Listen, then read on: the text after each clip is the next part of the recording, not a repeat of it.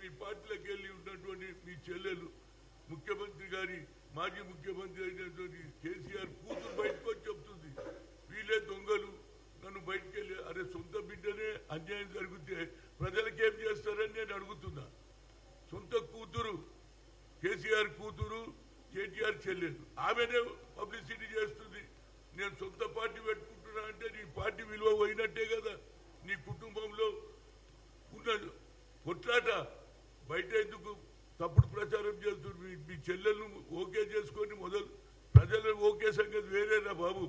మీ సొంత చెల్లెలే మీకు ఎదురు తిరిగిందంటే మీరు ఎన్ని తప్పులు చేసిర్రో ఆమెనే అంటుంది నాకే అన్యాయం జరిగింది అన్నప్పుడు సొంత చెల్లెల్ని అన్యాయం చేసినట్టు మిగతా జూబ్లీహిల్స్ లో ఉన్నటువంటి మా చెల్లెల అక్కలకు మీరు ఏం న్యాయం చేస్తారో చెప్పండి. సొంత చెల్లెలకే మోసం చేసిన వాళ్ళు మిగతా వాళ్ళకి ఏం చేస్తారు మీరు? ఇప్పుడు పోయి ఓటర్ల దగ్గర పోయి అన్ని అబద్ధాలు చెప్తున్నారు. అరే మీకు బియ్యం ఏమో రావు, సన్న బియ్యం పోతుంది, మీకు 2 బెడ్రూమ్ రాదు, మీకు ఉద్యోగాలు రావు. ఏమిటిది? మీరేం చేస్తారో అది చెప్తలేరు. మీ కుటుంబంలోనే పంచాయతీ బయటకు వచ్చింది. మీ చెల్లెలే ఓపెన్ గా మాకంటే ఎక్కువ తిరుగుతుంది. మిమ్మల్ని ఆడ కంట్రోల్ చేసుకోండి బాబు. ప్రజలకు కాదు, ప్రజలు తెలుసుకున్నారు. ఎట్లనన్నా ఈ ప్రభుత్వం ఇచ్చిన మాట నిలబెట్టు. దానికి కూడా నేను ఏది చార్మినార్ దగ్గర రాజీవ్ గాంధీ సద్భావన దినం చెప్పినాం. ముఖ్యమంత్రి గారు అందరికి ఇవ్వలేరు. ఒక్కొక్క ఇంట్లో 5 మహిళలు ఒక్క కొడుకు ఉంటాడు. మహిళల సంఖ్య పెరుగుతుంది కాబట్టి 5గురికి ఇవ్వలేవు. నువ్వు ఇంటికి ఒక్కటిగా ఇవ్వమంటే తప్పనిసరిగా రేపు ఏదైతే జూబ్లీహిల్స్ ఎలక్షన్ ఇప్పుడు ఎలక్షన్ కోడ్ ఉంది కనుక తప్ప ఇంటికి ఒక్కరికి ఇస్తారు. తప్పక మాట ఇచ్చింది సోనియా గాంధీ కాబట్టి అది నిలబెట్టుకుంటాం. అది ఇస్తాను తప్పనిసరిగా ఇవ్వడానికి మా ప్రయత్నం చేస్తాం. ప్రయత్నమే కాదు, ఇచ్చి తీరుతాము. ఇంటికి ఒక 2500 ఇస్తాం.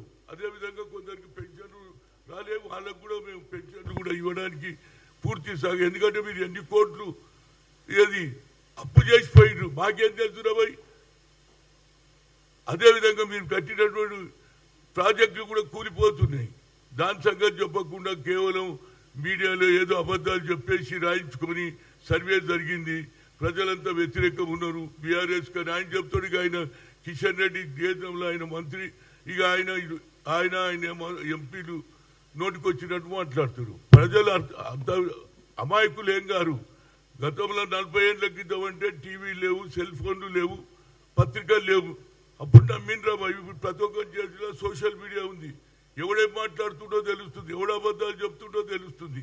కనుక ఈ అబద్ధాలు మానుకొని మీరు ఏం డెవలప్మెంట్ చేస్తారో ఆ ప్రజలకు చెప్పి ఓట్లు తీసుకుంటే సంతోషపడతాం. అంతేగాని అబద్ధాలు చెప్పేసి ఇది రాదు, మీకు ఇవ్వకుంటే బియ్యం ఎగురగొడతాం, మీకు ఇస్తే 2 బెడ్రూమ్ రాదు, మీ ఇల్లు కూలగొడతారు. ఎందుకు కూలగొడతాం? కూలగొట్టినటువంటి మూసి దగ్గర కూడా ముఖ్యమంత్రి గారు చెప్పారు, అదే రంగనాథ్ చెప్పాడు వాళ్ళకి 2 బెడ్రూమ్ ఇస్తామని. ఎక్కడనైతే అన్యాయంగా ప్రభుత్వ భూములు కాదు, కోట్ల రూపాయల విలువలు మీరు కబ్జా చేసిర్రు. దాని ఎందుకు చెప్పారు మీరు? మీ ప్రభుత్వంలో ఉన్నప్పుడు ఇందిరాగాంధీ ఇచ్చిన అసైన్ భూములు కూడా తీసేసుకున్నారు. ఇందిరాగాంధీ ఇచ్చినటువంటి ఏదైతే దున్నేవాడికే భూమి ఇచ్చింది ఇందిరాగాంధీ ఆ రోజులలో, ఆ భూములు కూడా తీసేసుకుంటున్నారు. ప్రభుత్వ భూములు కాజేస్తున్నారు. దానికి ఇవాళ రేవంత్ రెడ్డి ఖచ్చితంగా ప్రజలకు ఉపయోగపడే పనులు చేస్తున్నాం. హైదరాబాద్ నంబర్ 1 సిటీ అవుతుంది. దీంతో పాటు ఎన్నో ఇండస్ట్రీ వాళ్ళు ఇవాళ గతంలో పూనా ఉండే, గతంలో బెంగళూరు ఉండే, ఇవాళ అందరూ మన దగ్గరకు వస్తున్నారు. ఆఖరికి స్పోర్ట్స్ సిటీ కూడా చేస్తున్నారు. యువకులందరూ ఎక్కువ సంఖ్యలో ఏది 40% ఉన్న యువకులు అందరూ ఏది 18 నుంచి 25 ఉన్న యువకులందరూ తప్పనిసరిగా కాంగ్రెస్ కే ఓటేస్తారు. ఎందుకంటే డెవలప్మెంట్ కావాలి. ఇవాళ ఎక్కడ చూసినా సాఫ్ట్వేర్, హార్డ్వేర్ అన్ని ఇండస్ట్రీస్ మన దగ్గరికి వస్తున్నాయి. పెద్ద పెద్ద ఇండస్ట్రీలు మన రాష్ట్రానికి వస్తున్నారు. పెద్ద పెద్ద పెట్టుబడిదారులు మన దగ్గరకు వస్తున్నారు. నిన్నటిదాకా మీరు ఏమన్నారు? రియల్ ఎస్టేట్ పడిపోయింది అన్నారు. ఏడ పడిపోయిందిరా బాబు? 1 ఎకరం యాక్షన్ పెడితే 100 కోట్లకు పోతున్నది. అంటే ఎందుకు? డెవలప్మెంట్ అవుతుంది, ఈడ చెయ్యాలనే ఉద్దేశంతో డెవలప్ చేస్తున్నారు. దానివల్ల మనకు ఉద్యోగాలు వస్తాయి. తెలంగాణ యావత్ భారతదేశంలో నంబర్ 1 అవుతుంది. అదేవిధంగా భారతదేశంలో ఎవరు చేయలే. నరేంద్ర మోడీ బీసీ అన్నాడు, ఇంతవరకు ఒక పని చేయలే. అదే రాహుల్ గాంధీ ఇందిరాగాంధీ మనమడుగా ఏది కులగన్న జరపాలన్నాడు, జరిపిండు. జిత్తిన ఇచ్చేదారి ఉత్తి భాగీదారి అన్నాడు. లోకల్ బాడీ ఎలక్షన్లు వస్తే దానికి కూడా కోర్టులు అడ్డం పడుతున్నాయి. కనుక తప్పనిసరిగా అందరం కలుగుతాం. ఇవాళ అన్ని పార్టీలలో స్పీచ్లు ఇవ్వడం కాదురా బాబు, బీసీ మీటింగ్లలో వస్తున్నారు. బయటకు పోయినాక వాళ్ళ ఆలోచనలో మార్పు వస్తుంది. మీటింగ్లో చక్కగా మాట్లాడుతున్నారు, కానీ వాళ్ళ చిత్తశుద్ధి లేదు. బీసీలకు జరగాలంటే 9th షెడ్యూల్లో పెట్టినప్పుడు రాహుల్ గాంధీ యాజ్ అపోజిషన్ లీడర్గా నరేంద్ర మోడీ మద్దతు ఇస్తారా, బీజేపీ వాళ్ళు మద్దతు ఇస్తారా లేదా తేలిపోతుంది. అప్పుడే తెలిసిపోతుంది నరేంద్ర మోడీ రియల్ బీసీయా కాదా అనేది. నిజంగానే అగ్రకులాలైనటువంటి రాహుల్ గాంధీకి ఆలోచన వస్తుంది, అగ్రకులాలు ఉన్నటువంటి రేవంత్ రెడ్డికి ఆలోచన వస్తుంది. మీకెందుకు వస్తలేదు? మీ నాయకునికి ఎందుకు వస్తలేదు? మీ నాయకునికి ఎందుకు చెప్తలేరు? తప్పనిసరిగా మేము ఢిల్లీలో కూర్చుంటాం, అందరు ఎంపీల ఇళ్లలో పోతాం, అందరు ముఖ్యమంత్రులను కూడా కలుస్తాము. మధ్యప్రదేశ్లో బీసీ చీఫ్ మినిస్టర్ ఆయనను కూడా కలుస్తాం. ఏమయ్యా మాకు చేయరా, నేను ఎందుకు ఇచ్చిండ్రు? బీసీల సంఖ్య ఎక్కువ ఉన్నది, ప్రజల్లో మార్పు వచ్చిందని నీకు ముఖ్యమంత్రి వచ్చింది. అదేవిధంగా మా భవిష్యత్తు కాపాడాలంటే రేపు పార్లమెంట్లో ఏ విధంగా ఐఐటి ఐఐఎంలో సుప్రీంకోర్టు కొట్టేసినప్పుడు సోనియా గాంధీ దగ్గర పోయినాం. Madam, talent is not anybody's property, God has given to everybody, we should give opportunity అంటే ఆ అమ్మ డాక్టర్ మన్మోహన్ సింగ్ చెప్తే ఆయన బిల్లు పెడితే ఆనాడు లల్లు ప్రసాద్ యాదవ్ అటువంటి వాళ్ళు, అదేవిధంగా మాయావతి, అదేవిధంగా మమతా అందరు సపోర్ట్ చేశారు.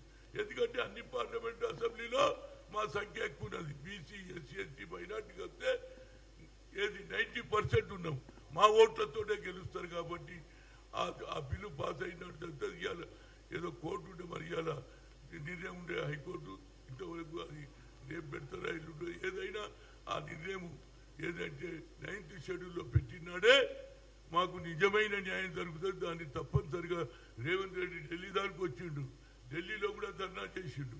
కనుక మాకు చిత్తశుద్ధి ఉంది. మీకు చిత్తశుద్ధి ఉన్నదో లేదో మా నాయకుడు పార్లమెంట్లో బిల్లు పెట్టినాడు, 9th షెడ్యూల్లో పెట్టినాడు.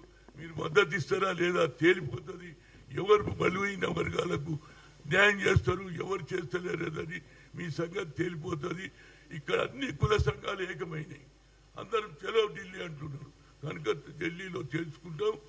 అదేవిధంగా రేపు జరిగే ఈ ఎన్నికల్లో తప్పనిసరిగా బీసీ నాయకులు అందరూ చెప్పారు నిన్న, తప్పనిసరిగా మేము నవీన్ యాదవ్ను గెలిపిస్తామని అందరు నిర్ణయం తీసుకుని. మీకు ఓట్లేడు ఉన్నాయిరా బాబు, బీసీలు ఇక్కడనే, మైనార్టీలు ఇక్కడనే, ఈవెన్ ఎస్సీ ఎస్టీలు కూడా మాయపడే ఉన్నారు. కనుక ఇంకా దీనికి మీరు తప్పుడు ప్రచారాలు మానుకోండి. ఏదో జనాన్ని పిలుచుకురావడం, చేతులు ఊపడం, ఇది రాదు అది రాదు అని అబద్ధాలు మానుకోమని చెప్తున్నా. ఇది సీనియర్ నాయకుడిగా మీరు ఏం డెవలప్మెంట్ చేస్తారో చెప్పండి, ఓట్లు అడగండి. తప్పితే ఎంతసేపటికి రౌడీ లేకపోతే వాళ్ళలో మంత్రులలో తగాదా ఉన్నది, నాయకులలో తగాదాలు ఉన్నాయని అబద్ధాలు చెప్పి మీకు ఇచ్చే ఏదైతే ప్రోగ్రామ్స్ ఉన్నదో ప్రభుత్వం అనౌన్స్ చేసిన అన్ని కూడా అన్ని పూర్తి చేస్తున్నాం. ఒక్కటే మిగిలింది, అది కూడా పూర్తి చేస్తాం. ఇవాళ ఎంతో మందికి ఉద్యోగాలు కూడా ఇచ్చినాం. మీరు ఇచ్చిండ్రా ఇప్పటిదానిగా? White card ఇచ్చిండ్రా? మేము అన్ని ఇస్తూనే ఉన్నాం. రైతుల రుణమాఫీ కూడా చేసినాం. ఎంతసేపు ఇది జరగాలి అది జరగాలి ఇది జరగాలి, ఇదే పని. 1 పాయింట్ ప్రోగ్రామ్. డెవలప్మెంట్ అనే ఆలోచనే మీకు లేదు, మాకు డెవలప్మెంట్ ఆలోచన ఉంది. నంబర్ 1 సిటీ చేస్తాం, నంబర్ 1 స్పోర్ట్స్ సిటీ కూడా చేస్తాం. యువకులకు కూడా నిన్న ఏది మహిళలు కూడా క్రికెట్లో గెలవడం జరిగింది అంటే అది ప్రజలలో స్పోర్ట్స్ మెన్లో కూడా స్పిరిట్ పెరిగింది. ఇంత పెద్ద భారతదేశంలో ఒకప్పుడు ఒక గోల్డ్ మెడల్ రావాలంటే ఎంతో, ఇప్పుడు ఆ గోల్డ్ మెడల్ గురించే రేవంత్ రెడ్డి ప్రయత్నం చేస్తున్నాడు. తెలంగాణలో మొట్టమొదటి వ్యక్తి ఈ అమలు చేసి ఏది బీసీలకు 42% అమలయ్యే వరకు మేము ఫైట్ చేస్తాం. దానికి ఏ పార్టీలు మద్దతు ఇస్తాయో దానికి కూడా నేను రేవంత్ రెడ్డి గారిని రిక్వెస్ట్ చేస్తాను. అన్ని పార్టీలు ఒకసారి పిలవండి, వాళ్ళ సంగతి ఏంటో తెలుస్తుంది. నిజంగా సపోర్ట్ చేస్తున్నా లేకుంటే అబద్ధాలు చేస్తారు. సపోర్ట్ చేస్తే నరేంద్ర మోడీ దగ్గర రావాలి, చెప్పాలి సార్ ఇది న్యాయమైన ఇష్యూ, మీరు కూడా ఓబీసీ సాయం చేయమని కోరడానికి అవకాశం ఉంటుంది. మేము తప్పనిసరిగా చేస్తాం. మీరు మీ చిత్తశుద్ధి ఏందో తేలిపోవాలి.